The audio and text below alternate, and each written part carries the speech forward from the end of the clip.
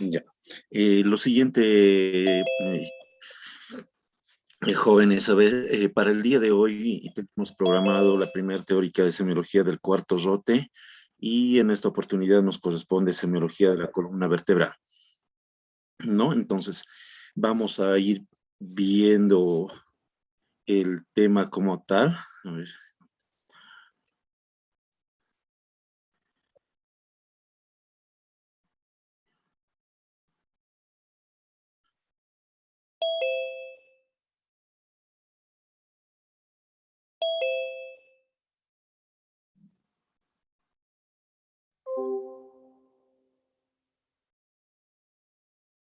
Creo que se ha completado sus compañeros con el ingreso.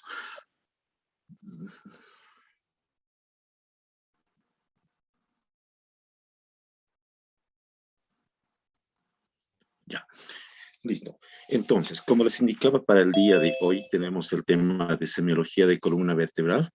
Ya, vamos a ir viendo cómo hemos ido observando durante esta gestión, pues prácticamente la hermenéutica de hacer semiología es la misma en todos los capítulos que ustedes han ido llevando durante este año. A ver, nosotros en este tema de columna vamos a analizar sobre todo que va a ser un problema muy frecuente,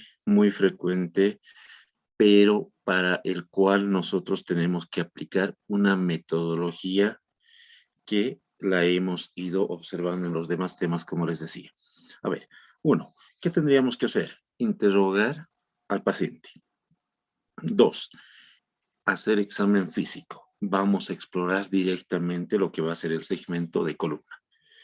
Y tres, en este acápite del tema de articular como tal, vamos a necesitar nosotros hacer algunos exámenes complementarios, obviamente, pero que van a estar precedidos por maniobras semiológicas.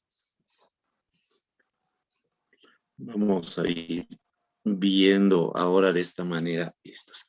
A ver, para hablar de generalidades sobre columna vertebral, vamos a indicar pues que el dolor va a ser una de las principales o de los principales motivos de consulta por el cual va a acudir el paciente. Como punto 2, dentro de las patologías más frecuentes que vamos a tener va a ser la limitación funcional. ¿A qué nos referimos con limitación funcional? Pues a los movimientos impedidos que va a tener o que van a ocasionar algunas afecciones dentro de la columna vertebral. Acá, como ustedes recordarán en gestiones pasadas, en primer año en la materia de anatomía, ustedes han podido observar la estructura de esta, ¿no? Las características que tiene. Nosotros vamos a dividir la columna vertebral en 5 segmentos, ¿no? Cervicales, torácicas, lumbares, sacra y la región del coxis.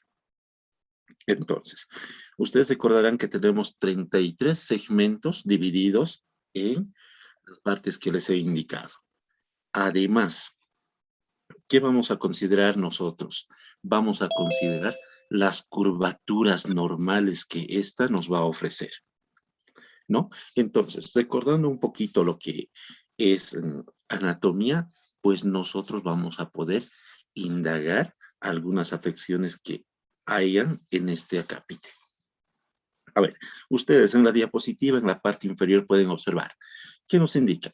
El dolor de origen vertebral puede ser indicativo solo encapsulado en la zona, ¿ya? O también puede ser asociado a la musculatura que va a ir adyacente o acompañada a esta, ¿no? Entonces,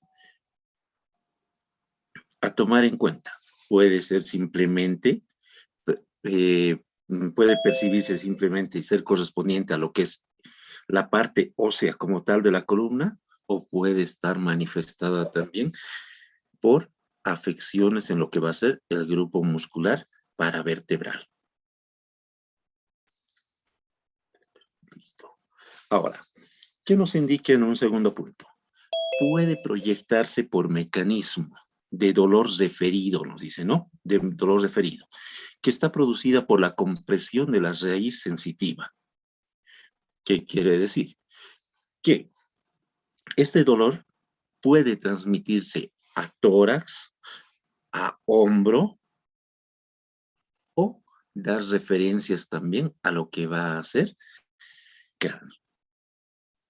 Entonces, ¿por qué se va a dar estas circunstancias? Porque va a haber compresión en la raíz sensitiva de lo que van a ser las raíces nerviosas.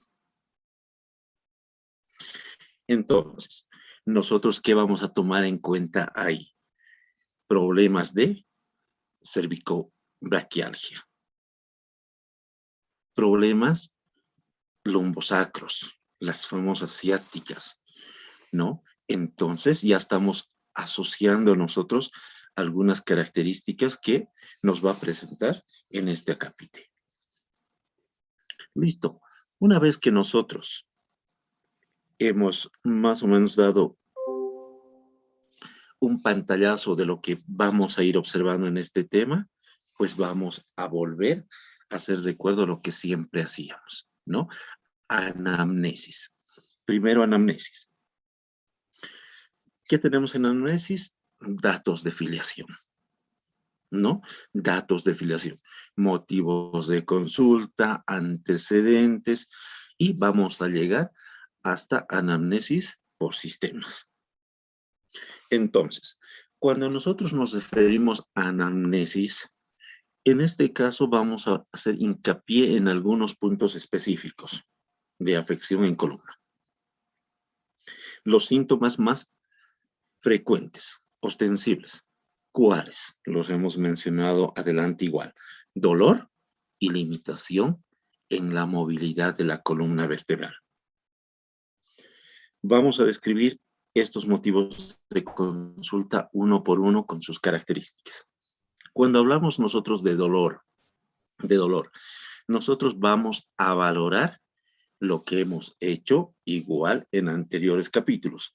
¿Qué quiere decir? Que vamos a utilizar el famoso Alicia, ¿no?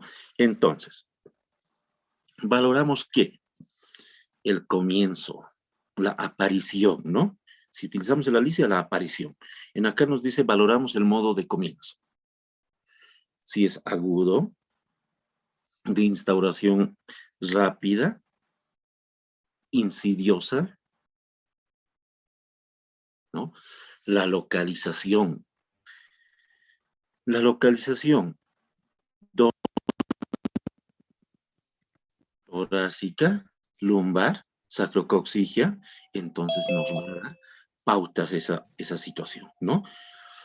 Y la irradiación, tenemos que nosotros hacer hincapié en la irradiación. ¿Por qué? Como les decía, solamente puede estar netamente dirigido a lo que es la estructura ósea, o también puede ir acompañada de afección en la masa muscular paravertebral o por compresión en las raíces nerviosas. Entonces nos va a dar una pauta. Si es que hay radiación del dolor hacia algunas estructuras, vamos a poder describirlas nosotros en la historia clínica. Por ejemplo, dolor a nivel de la columna cervical con irradiación a hombro. Entonces vamos a tener nosotros probablemente compresión a nivel de columna cervical, ¿no? Ahora, características. ¿Qué tipo de característica va a presentar el dolor en estas circunstancias? Pues las vamos a ir describiendo igual, ¿no? La intensidad del dolor. Vamos a ver aquí en algunas patologías son estas tolerables, ¿no? Entonces las vamos a catalogar como un dolor de intensidad leve, moderada, o intensa en algunas patologías que también vamos a ir viendo más adelante. Otra, las circunstancias que lo agravan, circunstancias que pueden tal vez hacer que el paciente tenga mayor tolerancia a lo que va a ser el dolor. Entonces, ¿qué vamos a tomar en cuenta? Circunstancias que van a desencadenar y que lo modifican en relación a calmar el dolor. A ver, acá vamos a hacer un poquito, vamos a poner algunos ejemplos en relación a lo que es el dolor de comienzo agudo, rápido e insidioso. Entonces, si viene un paciente y nos indica, ¿no? El dolor ha comenzado ayer o hoy por la mañana y hoy estoy acudiendo en la tarde a consulta. Entonces, ¿qué tendríamos que deducir nosotros antes de que nos diga probablemente el paciente en procesos mecánicos o traumáticos? Dentro de los mecánicos, ¿cuáles? Generalmente esfuerzos, ¿no? Movimientos lamentablemente que no han ido acordes a la necesidad del esfuerzo que tenía que hacer el paciente. Traumáticos, probablemente un accidente de tránsito, un accidente por terceras personas, ¿no? Agresión física. Entonces, nosotros vamos a delimitar dentro de un dolor de comienzo agudo estas características. ¿Qué diagnósticos nosotros podríamos tener en estos casos? Dolor a nivel de la columna cervical, las famosas tortícolis, lumbago, lumbociática, ¿no? Entonces, estos cuadros generalmente van a ser de comienzo agudo, los más frecuentes. Ahora, otros, los de comienzo rápido. ¿Qué característica van a tener este dolor de comienzo rápido? Nos indica que estos van a llegar a un máximo nivel, a un techo máximo del dolor en el curso de pocos días.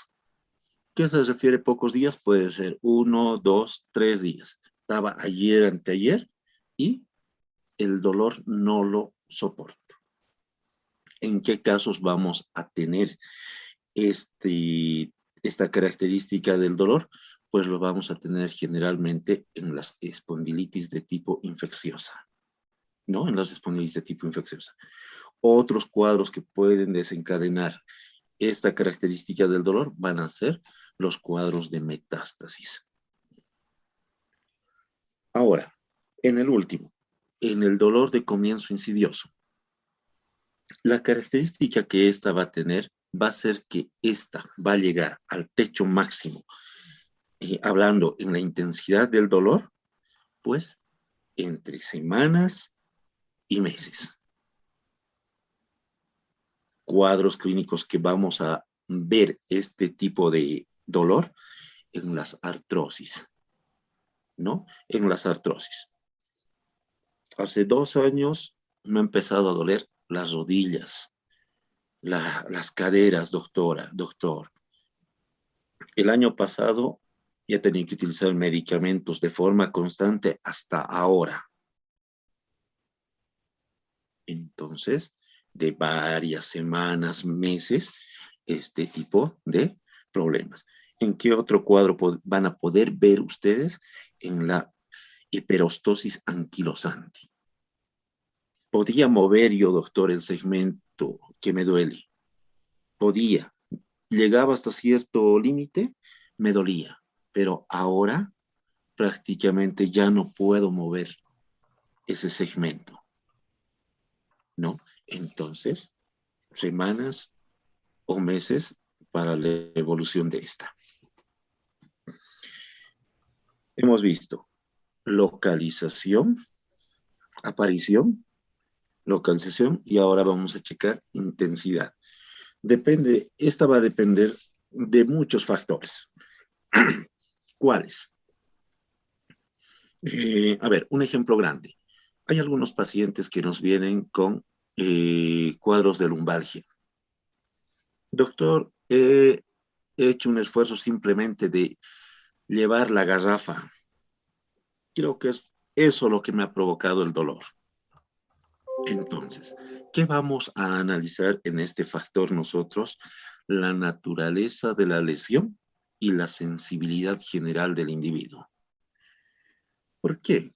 Porque puede ser que este paciente tenga un umbral muy bajo del dolor, ¿no? Entonces, nosotros vamos a tener prácticamente esas situaciones. Nosotros teníamos un paciente con un cuadro de poliartrosis, ¿ya? Un señor de 61 años, pero no se quejaba. Entonces, la sensibilidad general del individuo en ese paciente, pues era muy distinta a la del otro que les comentaba.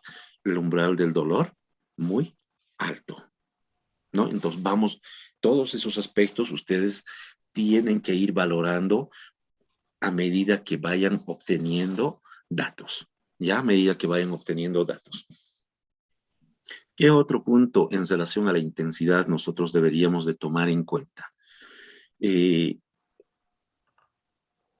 Picos muy altos del dolor, un 7/10 en la escala del dolor, en cuadros o en síndromes ciáticos, de la ciática, en procesos metastásicos, donde ya van a necesitar incluso uso de probablemente hasta morfina. En la ciática, no calma con AINES. Le han puesto su diclofenaco, su metamizol, no calma. Necesitamos colocarle otro tipo de analgésicos. Más inclusive a veces, en algunos casos, necesitamos medicamentos como ser benzodiazepinas, como el diazepam, además, asociado al tratamiento que necesitan estos pacientes. Entonces, una intensidad o de gran intensidad el dolor en estos cuadros. Otros, de moderada intensidad, como lo habíamos mencionado anteriormente, los cuadros de artrosis, ¿no? Comienzan con un dolor que es a veces inclusive no perceptible, posteriormente se hace leve, luego son moderados y soportables, ¿no? Entonces, características de la intensidad. Ahora, en cuanto a la irradiación, cuando nosotros hablamos de este aspecto característico del dolor, nosotros vamos a referirnos a un dolor referido.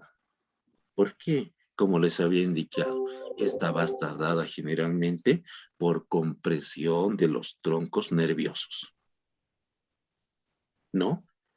O dolor referido, como dice, puede estar por afección en la masa muscular paravertebral, en el trapecio. Entonces, hay una irradiación, pero ¿con qué condicionantes? Puede ser un dolor referido o por compresión de los troncos nerviosos. Entonces, algunos ejemplos ustedes pueden observar en pantalla, por ejemplo, la cervicobraquialgia, afección radicular, casi confirmada, ¿ya? En este tipo de pacientes vamos a tener generalmente irradiación a lo que va a ser región de los hombros y espalda. Otro, las neuralgias intercostales pueden ser otro caso de presentación de irradiación del dolor, ¿no? Me duele la espalda. ¿Qué segmento? Entonces vamos a ir checando. Torácicas o cervicotorácicas. Además, hay una neuralgia intercostal. La ciática. Me duele la espalda baja. ¿Dónde? Detectamos, ¿no? Lumbares generalmente. Dorso lumbar.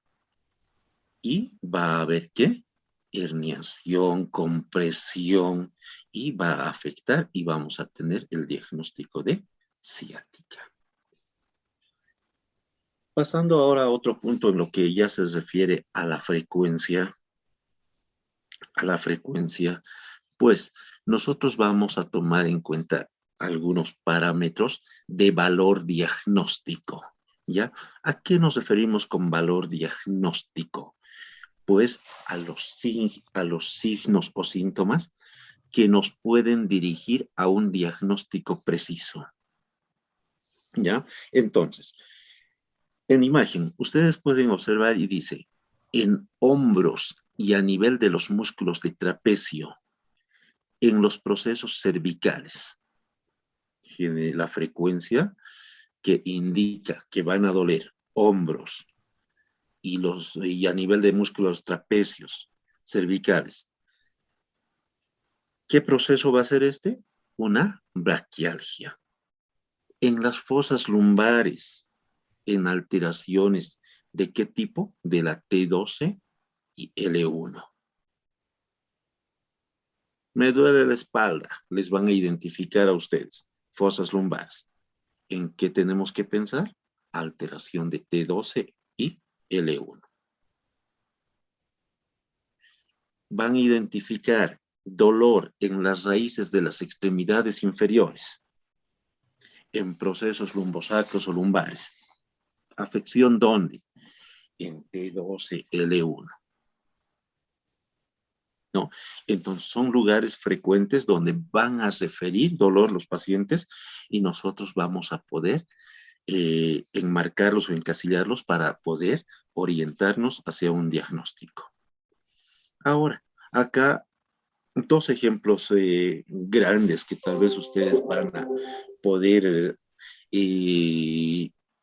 evidenciar en consulta cuando hagan práctica más adelante ya en neurología, en reumatología o ya en su misma práctica clínica cuando ustedes vayan egresando o en el internado. A ver, ¿qué nos dice? Nosotros vamos a pensar en una radiculitis directamente cuando el dolor a nivel de columna vertebral va a ser de un umbral muy bajo, o sea, de una intensidad de moderada a alta. Entonces, en la mayoría de los procesos vertebrales, el dolor aumenta con los movimientos, ¿no? Me muevo, me duele. No puedo agacharme, doctora. Ahora, si se asocia con presión radicular, al realizar esfuerzos como toser, estornudar, inclusive ir al baño, pues nosotros podemos pensar en signos de radiculitis, ¿no? Uno. Otro ejemplo, el dolor en las espondiloartritis. ¿Qué característica va a tener esta? Generalmente el paciente viene y nos dice, mi dolor de espalda, doctor, me hace levantar cada noche. ¿En qué horarios vamos a indagar? Entonces, él nos va a decir que aproximadamente son en las primeras horas de la madrugada. Datos característicos de algunas patologías, ¿no? Avancemos, sí. Los padecimientos más frecuentes, torácicos y abdominales, asociados a motivos de consulta de columna vertebral. Muchas veces no hay que dejar de lado estos parámetros o estos puntos. ¿Por qué? Porque vienen los pacientes. Me duele la espalda, ya se vuelve incómoda esta situación, ¿no? Nosotros tenemos que saber identificar en qué segmentos está ocasionado el dolor y si es que descartamos con el examen físico y exámenes complementarios que no hay probablemente afección en lo que es columna, pues tenemos que pensar que va a estar asociado a afecciones del tórax o del abdomen. Por ejemplo, si identificamos dolor referido por el paciente en T1, T4, pues como ustedes ven en imagen, podemos pensar nosotros que puede ser un tumor mediastínico, un aneurisma de aorta, en T3, T9, afección a nivel del pulmón, pleura, T9, T10, afecciones en el estómago y duodeno, las afecciones urinarias o genitales en T11, L4, ¿no? Y afecciones del recto y del sigmoides que van a estar enmarcadas entre L2 y L4, ¿no? Ustedes pueden ver en imagen, afecciones urogenitales, nos dice T11 y L4, abarca igual. Entonces, ahí simplemente va a estar la diferencia de que afecciones en el recto y sigmoides no van a ascender a L1 ni a T12, ¿no? Solo se van a enmarcar desde L2 a L4. Para eso va a ser muy importante la inspección que vamos a ir checando en las diapositivas siguientes. Ahora, cuando nosotros hablamos de síndromes de origen vertebral, pues a nosotros, ¿qué se nos viene a la cabeza? Acá les he puesto los más comunes, ¿no? He dormido mal, ¿no? Anoche estudiando me había quedado sobre la mesa o doblado en la cama. Entonces, una cervicalgia, las tortícolis, ¿no? Otro, en la primera imagen ustedes pueden checar esa. Con ese tipo de postura vienen los pacientes. La segunda, cervicobraquialgia, con irradiación probablemente, como hemos dicho, a hombro y a músculos del trapecio en segmento cervical. No. Entonces, estamos viendo patologías más frecuentes. La dorsalgia, ¿no? Obviamente enmarcada en los segmentos torácicos. Lumbalgia, la lumbociática, entonces los síndromes de origen vertebral más frecuentes. Una vez que nosotros hemos hecho un poquito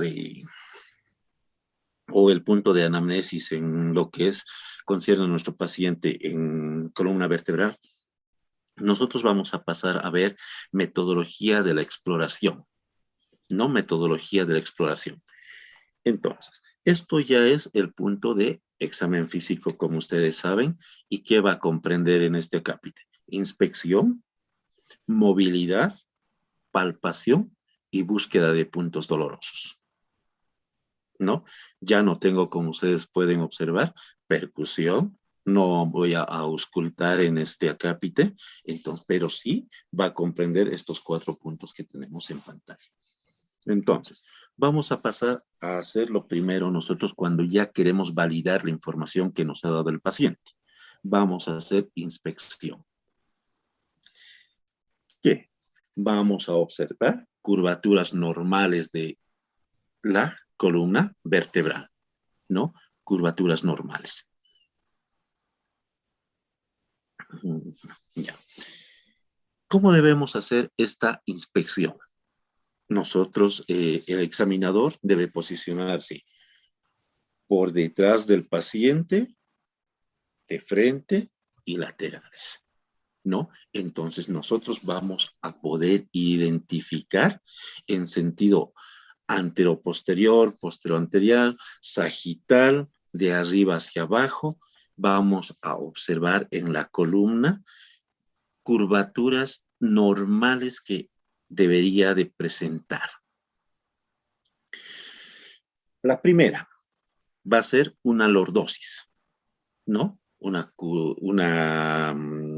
convexidad anterior y concavidad posterior, lordosis. En el segundo segmento, como ustedes pueden ver, la curva torácica va a tener concavidad anterior y convexidad posterior. A esta curvatura la vamos a denominar cifosis, ¿no? La tercera nuevamente vuelve a tener una curvatura anterior, convexa y concavidad posterior.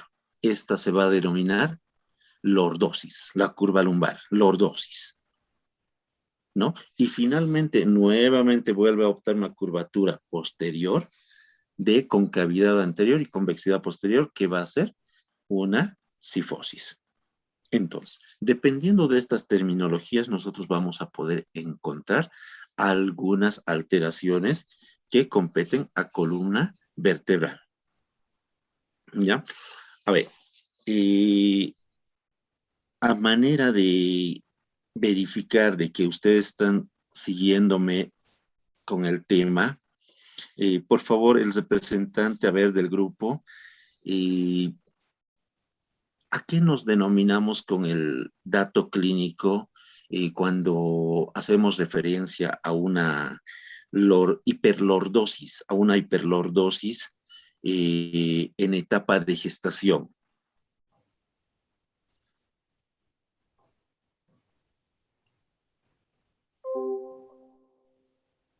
Doctor, tal vez podría ser un aumento de la curvatura lumbar, así, debido a que la gestante está embarazada, aumenta esa curvatura, forma una lordosis, hiperlordosis, de la curvatura lumbar, pero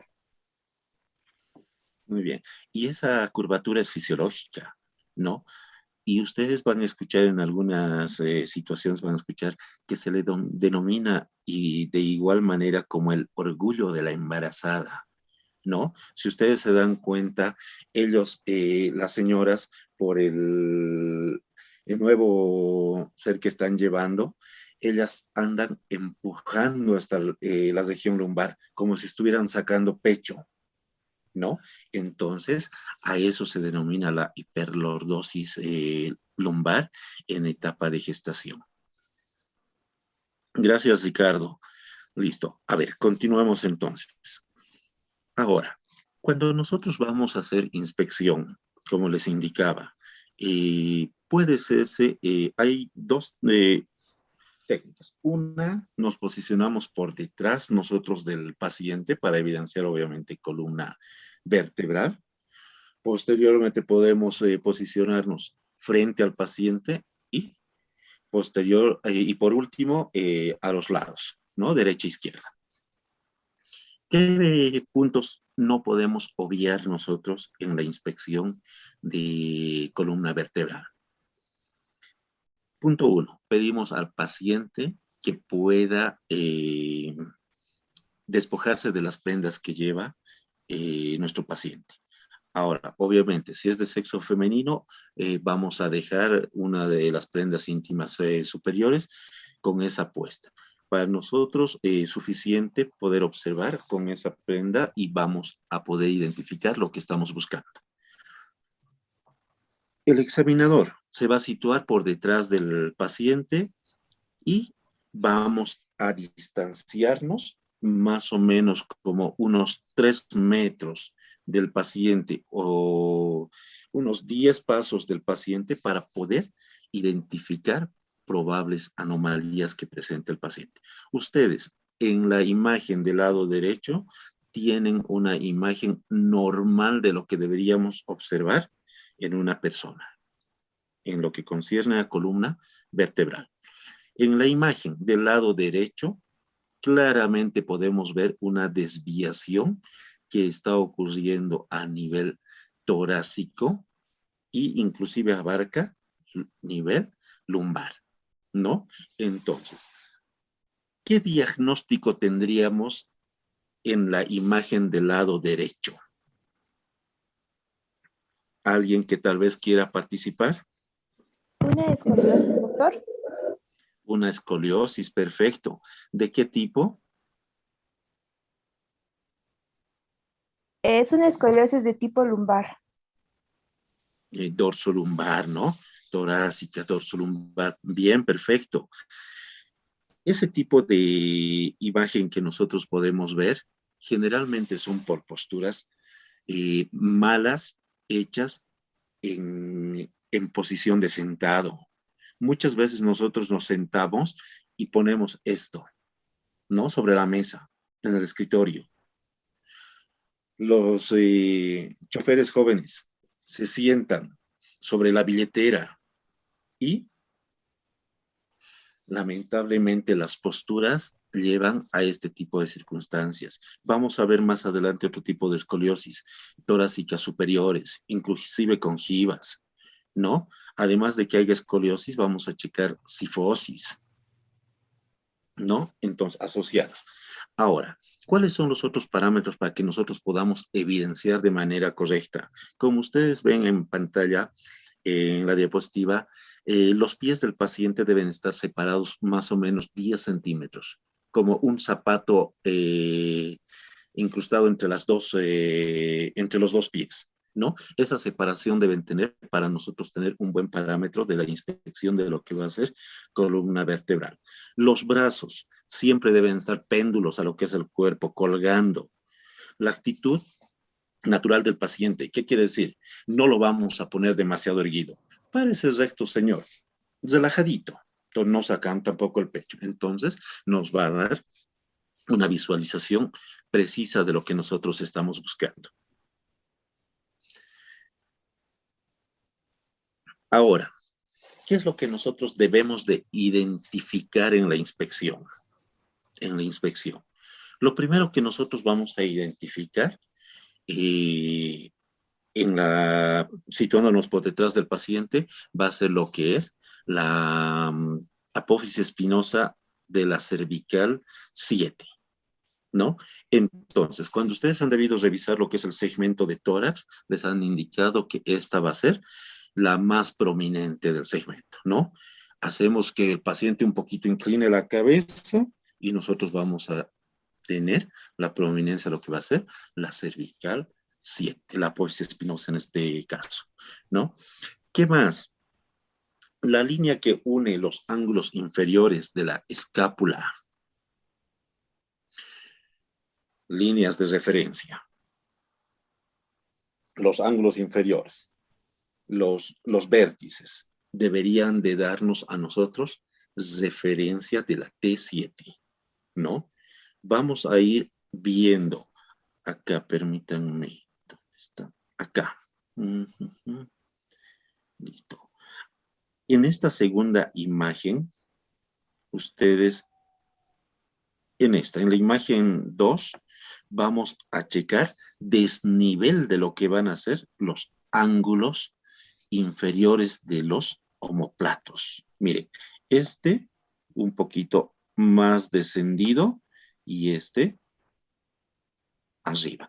Entonces, no hay igualdad en lo que concierne a los ángulos inferiores, ¿no? Ese es para nosotros un parámetro. Otra, ustedes pueden identificar C7 y van contando hasta T7 para ver si es que hay ese parámetro de equidad en esta línea. En la misma imagen, en esta que les estaba marcando, el punto más elevado de las crestas ilíacas, ¿qué representa? La L4, ¿no? La lumbar 4. Nos dice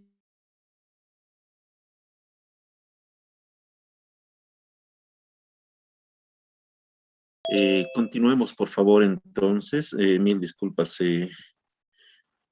se cortó la conexión, creo. A ver, continuemos.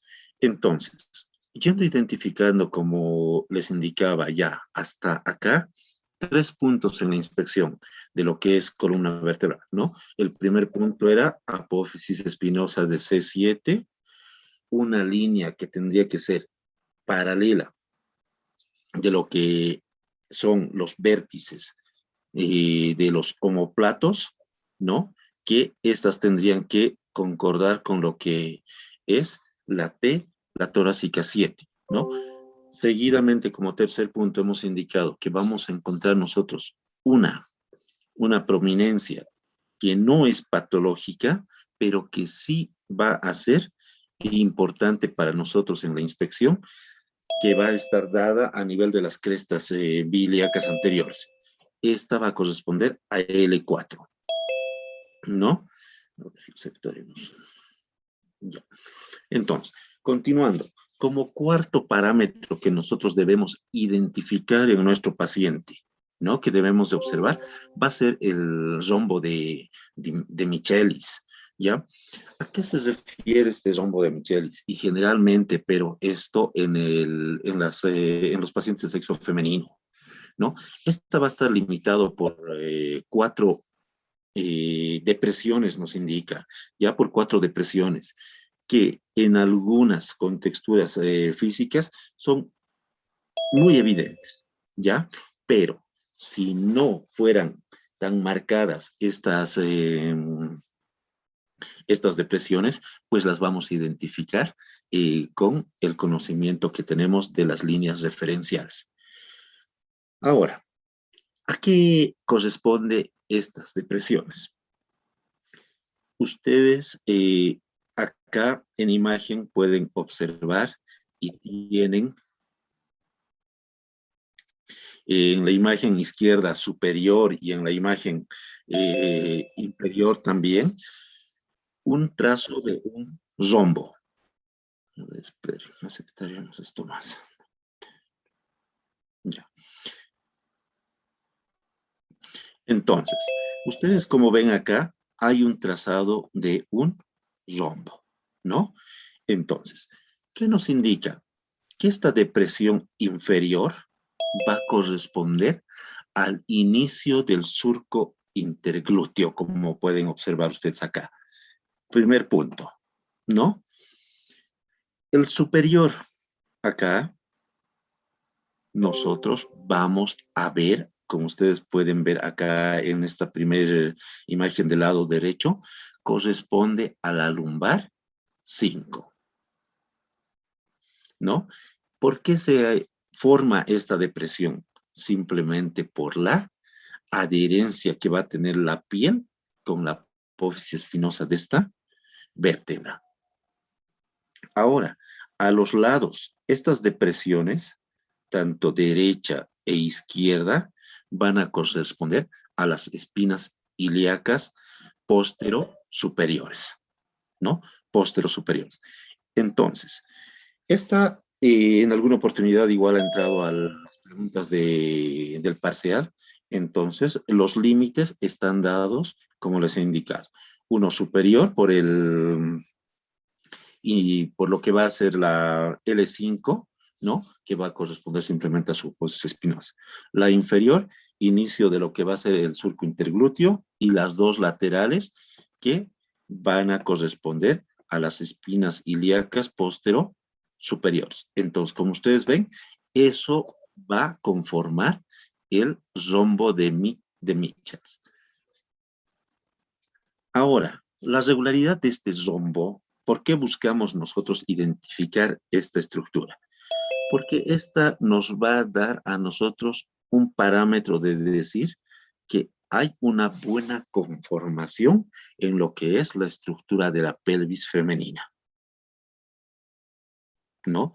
Que indicativo de qué es esto, de que probablemente inclusive no va a tener problemas en el momento del parto, ¿no? Entonces, tiene su importancia estas situaciones para nosotros, además de indicar de que si vamos a tener estos parámetros y las medidas que ustedes pueden observar en la imagen inferior derecha, que no va a haber alteraciones probablemente, además de artrosis por un desbalance que pueda haber en ese segmento que nosotros lo vamos a identificar haciendo simplemente estas delimitaciones. Esto.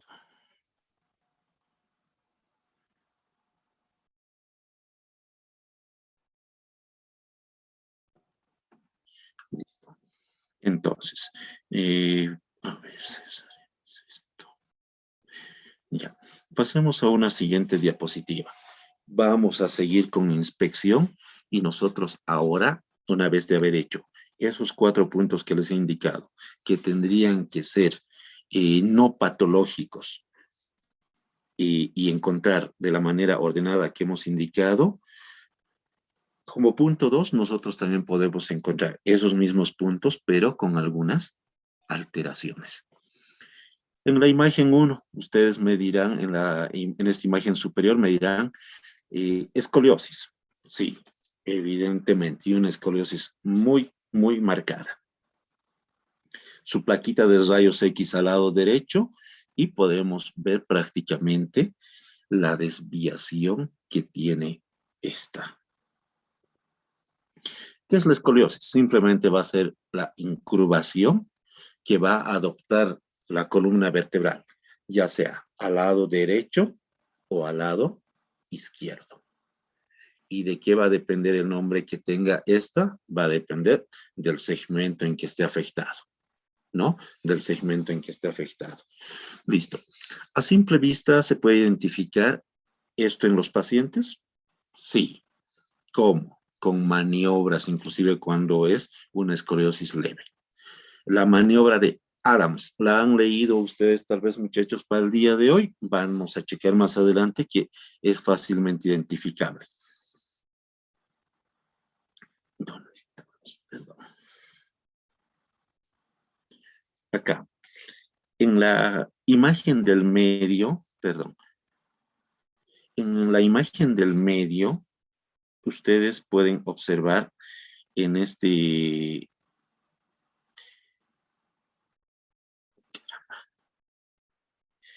paciente que nosotros tenemos jovencito, miren, ustedes logran identificar alguna anomalía en esta columna vertebral.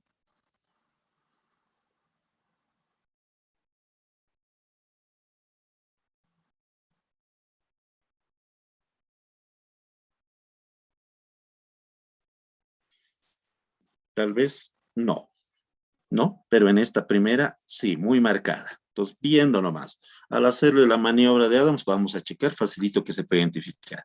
Acá, en esta, donde nosotros ya estamos procediendo a hacer maniobras, le pedimos al paciente que haga una flexión completa de lo que es el tronco. Entonces, con los brazos colgados, este paciente, de esta manera, nosotros vamos a poder identificar acá la expresión de la columna vertebral, si es que realmente tiene o no tiene alguna desviación lateral. Así que ya estamos aprendiendo, facilito. Agáchese, señor, señora. Brazos colgados, sin prendas de vestir, y ustedes van a poder identificar si es que hay alguna desviación o no lateral de la columna vertebral. Un punto que es demasiado importante, y ustedes lo tienen acá en color verde en la presentación. No hay que confundir una posición antiálgica con una escoliosis. En este paciente, en el joven de acá que les he indicado, probablemente, miren, este brazo y este brazo, probablemente puede ser un problema o una postura antiálgica, ¿no? Entonces, ¿qué es lo que pasa? En este paciente puede haber, como yo les he puesto entre paréntesis, una hernia discal o puede ser otro problema por el cual está adoptando esta actitud el paciente. En esta última, a ver, Judith Quispetito, ¿qué podemos observar en esta tercera imagen, en la inferior, en la última?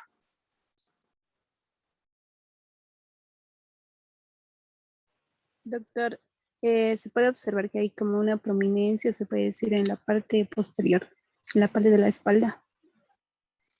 Ya. ¿Y qué denominamos a esa situación? Una joroba, se lo puede decir.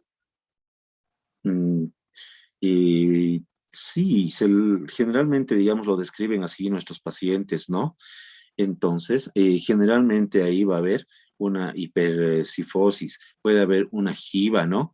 Nosotros lo vamos a observar como lo estamos viendo en estas dos imágenes, en esta primera y en esta segunda, como una joroba de camello, ¿no? Nos indican. Ustedes han debido ver personas tal vez en su traslado tal vez a la universidad, a su casa o algún otro lugar, personas de muy baja estatura que tienen este problema, ¿no? Su jorobita, como les dicen.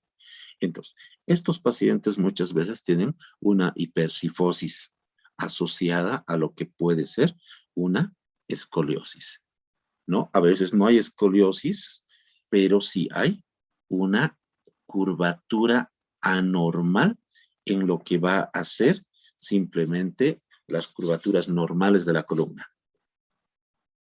Lordosis cervical, cifosis torácica, entonces una hipercifosis a nivel de lo que va a ser columna vertebral dorsal, ¿no? Entonces, están viendo muy separados.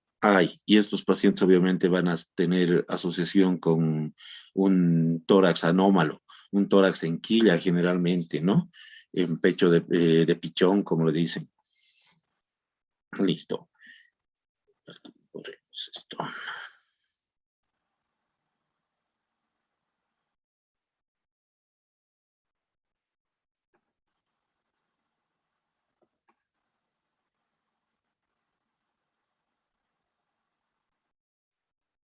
Ya. Por último, cuando nosotros estamos haciendo inspección de lo que es columna vertebral, nosotros además tenemos que tomar en cuenta lo que va a ser la posición de la pelvis, ¿no? No puede estar un pie adelante, el otro pie atrás, o los dos pies un poco más separados de lo que hemos indicado, 10 centímetros. No puede estar un pie de puntillas, como le decimos a veces, y el otro fijo plantado sobre el piso. No podemos descartar de que haya una lesión en el pie, ¿ya? Entonces, ¿qué tenemos que verificar? Que el paciente esté descalzo para hacer esta nuestra prueba igual, otro punto, ¿no? Entonces, verificando nosotros estas situaciones de la pelvis, como ustedes pueden observar en la imagen inferior, imagen A, tenemos una imagen de una paciente de sexo femenino, acá en la imagen A, que está valorando posición de la pelvis. Ustedes pueden ver acá, espinas ilíacas posterosuperiores. A nivel, ¿no? ¿Qué estamos valorando posteriormente? Estamos valorando pliegues glúteos, igual, a nivel, rectos, ¿no? Entonces, en esta otra imagen, en la imagen B, nosotros podemos ver al hacer inspección que no va a haber la posición de la pelvis adecuada ni correcta. ¿Qué es lo que va a pasar? Mire, espina ilíaca póstero superior, y en el lado izquierdo a este nivel, en el lado derecho a este nivel. Pliegues interglúteos, ya sean superiores o medios, miren, no están rectos, ¿no? Generalmente en las displasias de cadera vamos a poder observar este tipo de patrones, o como en la imagen de superior también la vemos, ¿no? En el pie cabo, pie equino. Entonces hay que hacer un poquito de hincapié cuando hagamos inspección también, muchachos, en la posición de la pelvis, en la plataforma sobre la que se apoya el pie, y si esta pudiera tener tal vez alguna anormalidad o no. ¿Ya? Entonces, las patologías las hemos mencionado. ¿En cuáles se puede presentar esta? Vos vemos esto.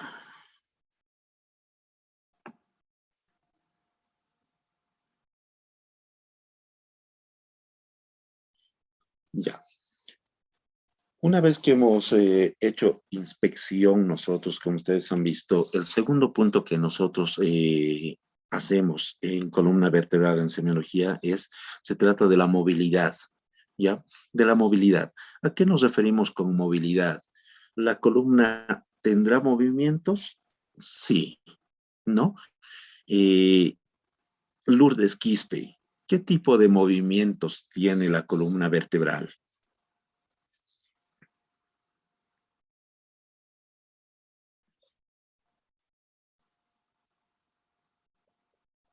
Hola Lourdes, ¿estás en sala?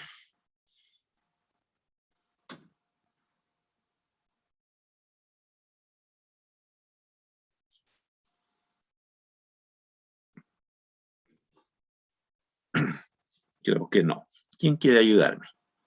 ¿Qué tipo de movimientos recuerdan que tiene la columna vertebral?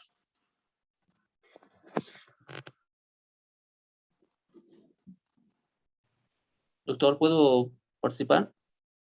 Claro, Carlos, adelante. La columna vertebral tiene pues flexión, luego extensión también, porque uno puede extender, ¿no es cierto? Lo que es siempre el paso contrario, rotación. Esos tres movimientos sería, doctor. Claro que también la flexión lateral también, ¿no? Lateralización. Muy bien, Carlos Peralta. No, miren, va a depender mucho del segmento que nosotros queramos valorar. Por ejemplo, a nivel cervical, lo que nos decía su compañero Carlos, flexión, extensión, existe, ¿no? Lateralización derecha, izquierda, existe. Rotación, existe. Entonces, dependiendo de los segmentos que nosotros queramos valorar. Si vamos a querer valorar segmento torácico, un poco más limitados, ¿no? Tendremos extensión, flexión, sí, va a haber lateralización, sí, pero no va a haber rotación, ¿no? Entonces, dependiendo de los segmentos que quieran que estemos valorando, ¿no? Entonces, a tener mucho cuidado también en esos segmentos, obviamente, para poder valorar, porque van a venir, no puedo agacharme. ¿En qué segmento va a estar alterada esta situación? Probablemente dorso lumbar, lumbosacra, ¿no? Entonces vamos a ir indagando dependiendo de los datos que nosotros tengamos.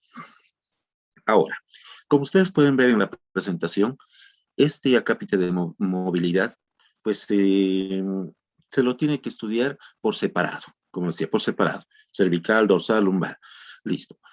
¿Qué nosotros vamos a anotar en nuestra historia clínica? Vamos a registrar si hay limitación en la movilidad.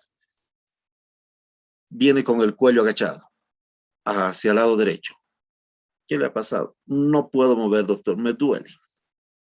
Ya, limitación en la movilidad. Ponga recto, no puedo. ¿No? Entonces, hay que ver la afección a cuál lado es además, si es derecho o izquierdo, porque puede estar a este lado, pero no puede estar porque hay afección, o porque no puede estirar de este lado. Entonces, mucho detenimiento en lo que ustedes van preguntando. Otro, ¿qué vamos a registrar? Si la movilización provoca dolor o no provoca dolor.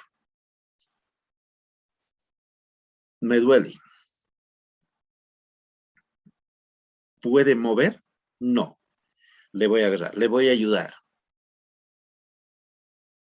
No duele. O duele, ¿no? Entonces, registramos igual en este punto esas características. Ahora, ¿a qué se van a deber generalmente estas limitaciones de la movilidad? Nosotros vamos a tener 3 puntos, chicos, que les va a servir mucho como muletillas en este acápite cuando tengan pacientes con afección de columna vertebral. 1, las limitaciones parciales de origen discal. ¿A qué se refiere estas limitaciones parciales de origen discal? Que van a ser limitaciones simplemente antiálgicas.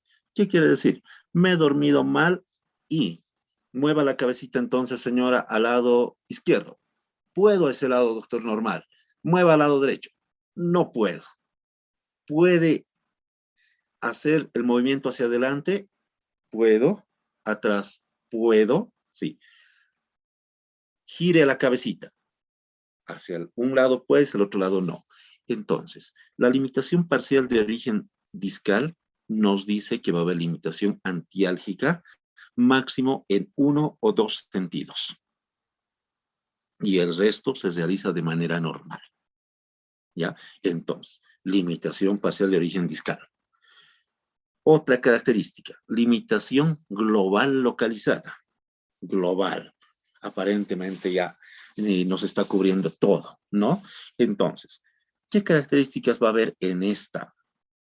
Va a haber una contractura muscular intensa, muy marcada. Nosotros vamos a tocar contracturado, doloroso, ¿no? Le vamos a indicar, mueva por favor un poco el segmento que nos está indicando el paciente.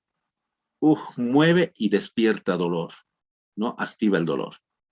Entonces, ese tipo de procesos que parecen muy intensos, ¿no? Muy intensos, pues a nosotros nos deben hacer pensar que estamos frente a procesos infecciosos o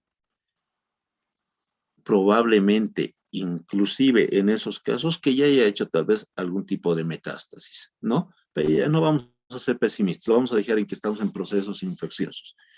¿Qué tipo de patologías las más frecuentes? Pacientes que tenían tuberculosis o tienen tuberculosis maltratadas y que ha pasado a otro segmento. Infecciones por estafilococos, igual, muy comunes que ocasionan este tipo de problemas. Y tercero, tenemos limitaciones de todos los movimientos y de varios segmentos, nos indica, ¿no? De todos los movimientos y de varios segmentos. ¿Qué quiere decir? Todos los movimientos, digamos cervical, pero no solo es cervical, además afecta torácica o puede ser torácica lumbar, ¿verdad? Entonces, varios segmentos, no limitado solo a uno. ¿En qué casos? En las espondiloartritis anquilosantes, ¿no? Entonces, cuadros reumatoideos que lamentablemente han comenzado primero como inflamación, limitación en los movimientos, y luego esa limitación de movimientos ha llevado a anquilosar lo que son múltiples segmentos. Otro, en las hiperostosis anquilosantes, casi mismo proceder del mecanismo para la afección. Pero, ¿cuál es la característica que va a diferenciar estas dos, la espondiloartritis anquilosante y la hiperostosis anquilosante? Esta segunda no va a ser total. O sea, ¿qué quiere decir? Que algunos movimientos van a existir en el segmento, ¿ya? Y no va a tener dolor. Entonces, diferencial mucho en los diagnósticos, ¿no? Nos encamina, como ustedes se dan cuenta clínicamente, a otro tipo de diagnóstico. Sigamos. Ahora, cuando nosotros hablamos de lo que es la palpación ya de puntos dolorosos, ya estamos entrando a otro acápite, ya a palpación, pues, ¿qué va a ser importante en este caso? Si al realizar nosotros digitopresión en lo que va a ser toda la columna vertebral, desde la base del occipital hasta lo que va a ser la punta del coxis, pues vamos a buscar puntos gatillos, ¿no? Activadores de dolor en columna. ¿Cuál es el procedimiento que generalmente ustedes tienen que hacer? Paciente que viene y nos dice, tengo dolor en la espalda, doctor, doctora. Para nosotros va a ser importante localizar el punto exacto que está o donde está originándose el problema, ¿no? O el síntoma que nos está refiriendo el paciente. Entonces, punto 1, como les decía, deslizar desde la escama del occipital, nos dice la teoría, ¿no? Desde la escama del occipital, desciendo hasta el atlas, voy tocando, desciendo. ¿Cómo sé que voy a estar en el atlas? Pues tengo que identificar como paso 2 la apófisis espinosa del axis. Complicadito, sí, medio complicadito, pero con la práctica vamos a tratar de que podamos identificar estos puntos. Punto 3, sigo descendiendo y tengo que identificar C3 y C5. ¿Cómo sé que estoy en C3 y C5? Ya van apareciendo prominencias más evidentes, pero no la más voluminosa o la más prominente. La más prominente va a ser C7, ¿no? Sigo descendiendo con el dedo índice, apretando uno por uno, como piano. Pac, pac, pac. Punto 5. La T9. ¿Qué va a pasar con esta? Al hacer palpación, vamos a identificar que esta ya no va a tener un sentido descendente, sino va a ser más horizontal la apófisis espinosa. Punto 6, sigo descendiendo, llego a la región lumbar. La L4 va a tener lo que hemos dicho, una ligera prominencia en el triángulo de Michels y en el examen, en la inspección que estábamos haciendo del paciente de espaldas. Va a haber una ligera prominencia que no es patológica, como les he indicado, pero nos va a representar a lo que va a ser L4. Sigo descendiendo. Vamos a identificar dos relieves. ¿De qué? De la cresta sacra. Y eso nos va a dar referencia a que probablemente estamos en S2 y S3, ¿no? Entonces, la manera correcta de ir palpando lo que va a hacer columna vertebral. Entonces, voy identificando para saber dónde está. Por ejemplo, a ver, he llegado al punto 4, a C7. No duele todavía ahí. Dos segmentos abajo. Ah, duele mucho, doctor.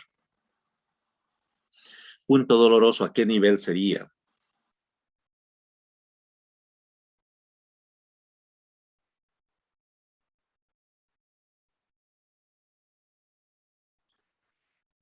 Lourdes Quispe está en sala. Sí, doctor. Ya, ¿a qué nivel sería? He llegado hasta el punto 4, no duele, no duele, C7, no duele. Dos segmentos más he pasado. ¿En qué segmento vertebral estaría el origen de este síntoma que tiene el paciente? En el punto 9, doctor. ¿En el punto 9 de qué? No hay C9. T2. T2. Dorsal Tendríamos que... 3, doctor. No, dorsal 2, T2. Entonces tienen que ir identificando, ¿no? Entonces nosotros vamos a ir checando y vamos...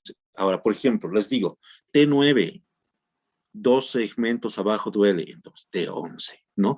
Entonces, estos puntos que ustedes ven en pantalla les sirven como parámetros para identificar el punto exacto donde está ocurriendo el dolor, ¿no? Puntos dolorosos precisos. Listo, vamos. Ya.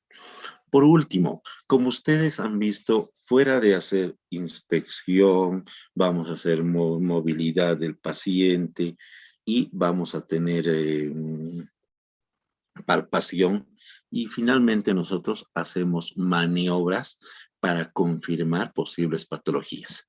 ¿Ya?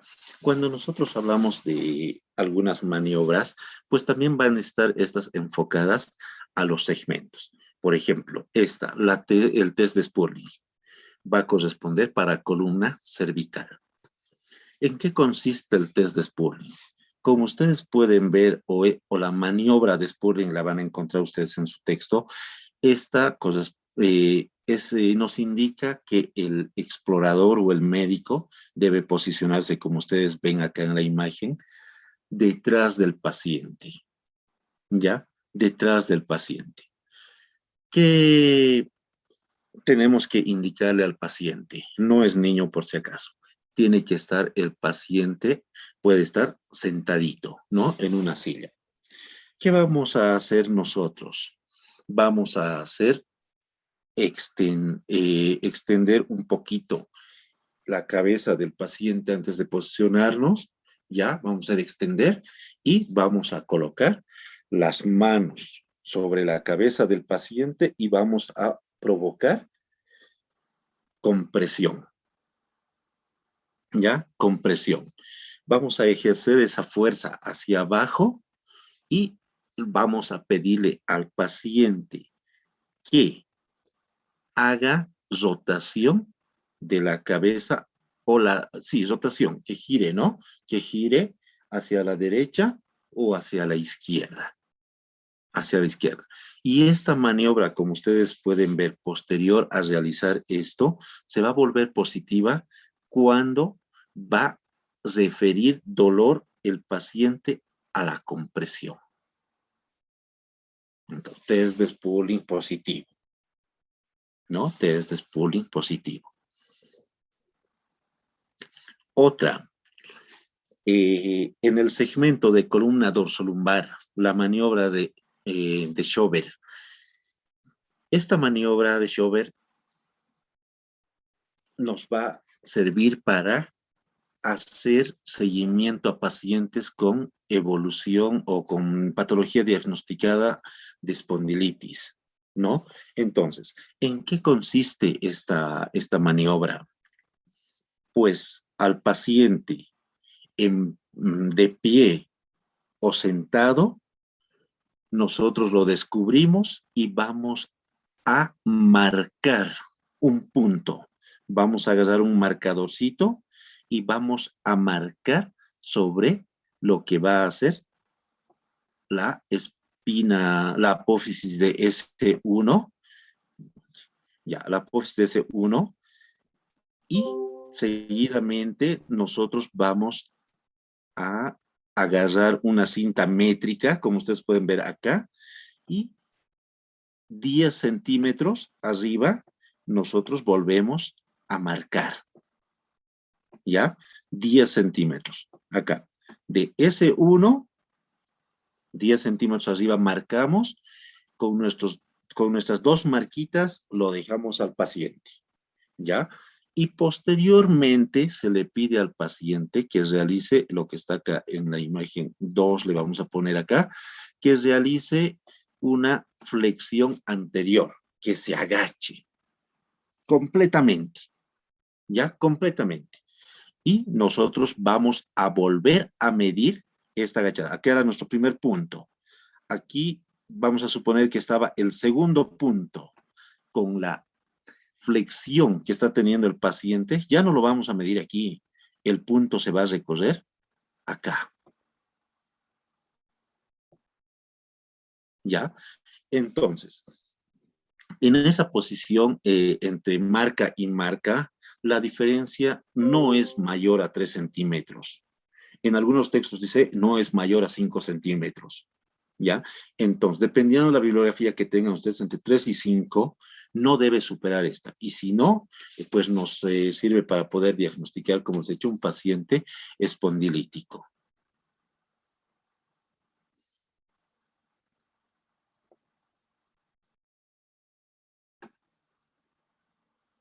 Acá tenemos una más. ¿Dónde está? Ahora, acá ustedes pueden ver otro tipo de maniobra o test. Esta ya es, pero para columna lumbar, ¿ya? Lumbar. El test del SY. ¿En qué consiste esta maniobra? Pues al paciente nosotros lo vamos a poner como ven ustedes en esta primer imagen del lado izquierdo, ¿ya? Acá nosotros lo vamos a poner a nuestro paciente en decúbito dorsal, ¿ya? Se le va a pedir al paciente que él pueda levantar la pierna desde lo que va a ser la base de la camilla y pueda ir ascendiendo. Cuando llega acá a los 30 grados, hasta los 65, 70 grados, y se produce dolor, pues nosotros denominamos un test del SY positivo. ¿Sinónimo de qué? De una hernia discal. ¿No? De una hernia discal. Ahora, a este otro lado, en la imagen derecha, superior, vamos a tener la maniobra de la SY posterior. ¿No? Contrario al otro, nosotros vamos a posicionar al paciente en decúbito ventral. ¿Ya? En decúbito ventral.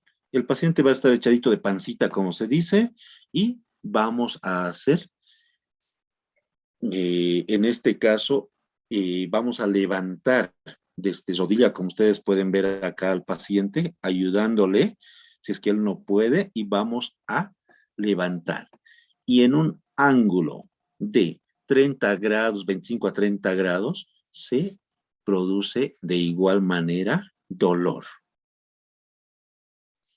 ¿No? Entonces, lo mismo, ¿sinónimo de qué? De una hernia discal, ¿no? ¿A qué nivel? Generalmente lumbar, ¿ya? Lumbar. Ahora, nosotros acá abajo tenemos otra maniobra, la maniobra de Milgram. El paciente debe mantener las dos extremidades inferiores levantadas a 45 grados y esta debe mantenerlas en esa posición por más, a nosotros nos indica que este paciente tendría que estar por lo menos 30 segundos en esa posición y no ceder. Si el paciente puede aguantar, como se dice, en esa posición, se descarta hernia discal. No hay hernia. Ya, me duele. Entonces, otro tipo de problema, probablemente muscular, ¿no? Otro. Por último, la maniobra de Neri. Esta maniobra de Neri se la realiza con el paciente sentado, ¿ya? Sentado. Como ustedes pueden ver en esta primera imagen, en acá, el paciente sentadito con las piernas colgando, y al paciente lo que se le pide es que él pueda flexionar la cabeza llevándola hacia el pecho. Y si produce dolor esta, pues es positiva. Ahora, la otra, la imagen que ustedes tienen acá, a este otro lado,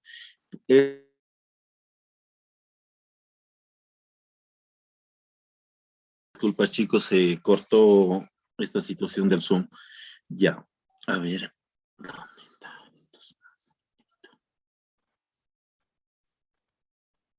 Ya, a ver, como les decía,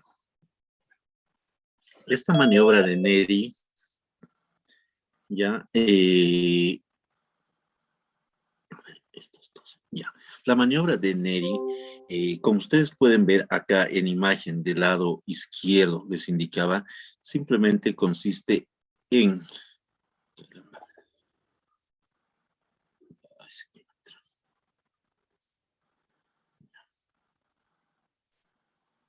Ya, simplemente va a consistir esta maniobra de Neri ¿en qué?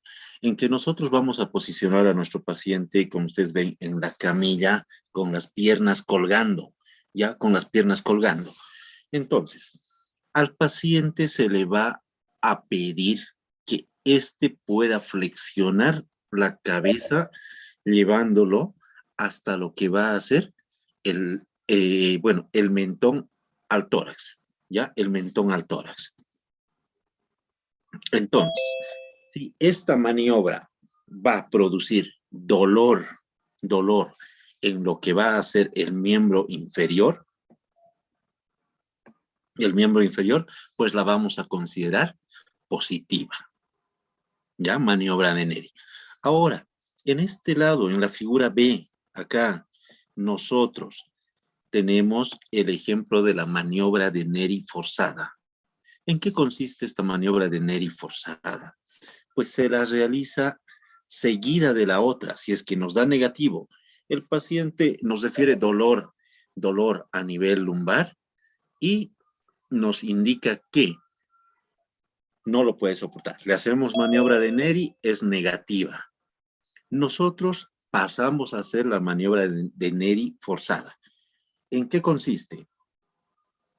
Paciente de igual manera sentado, con las piernas colgando, y se le pide que levante una de las piernas, como ustedes están viendo en la imagen B, que pueda extenderla, ¿no?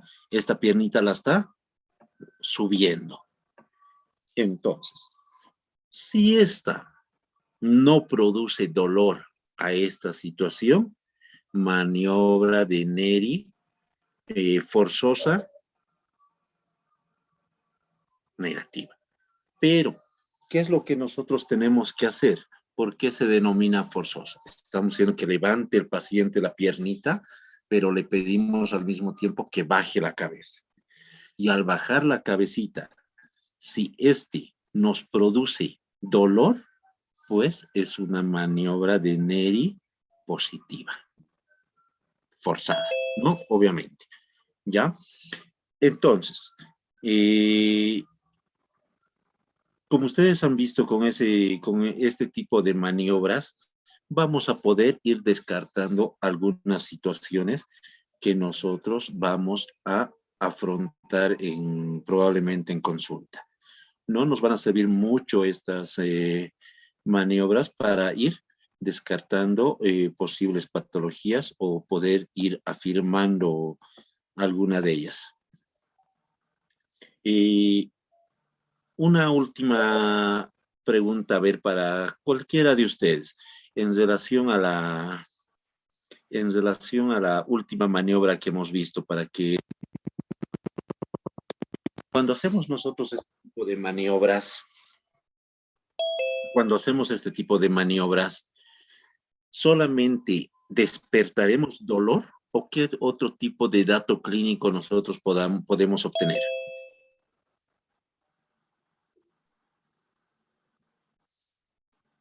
Jocelyn Calle, ¿estás en sala?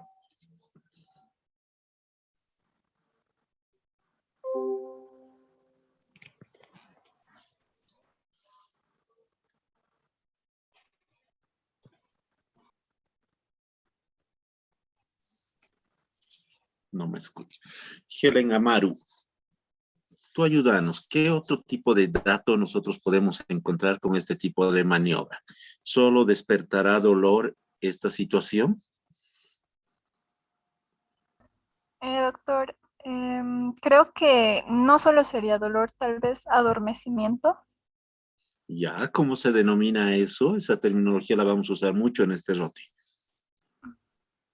No, no sabría decirle, doctor. Ya.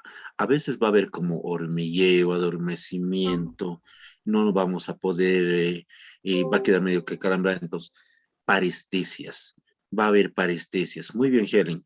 Entonces, hay que buscar, a veces te va a decir, no, no me duele, pero hay que hacer ninguna molestia. Parecería que tuviera como calambre, hormigueo.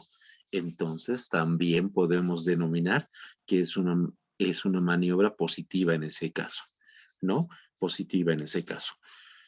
Ya. Bueno, jóvenes, bueno, la parte que compete a columna sería hasta aquí en realidad, ya hasta aquí en realidad. Eh, bueno, una vez más, un gusto, un placer siempre, digamos, poder compartir con ustedes un poquito de los temas en las teóricas y cualquier duda me la hacen conocer, por favor, y si no, nos estaríamos viendo hasta otra oportunidad.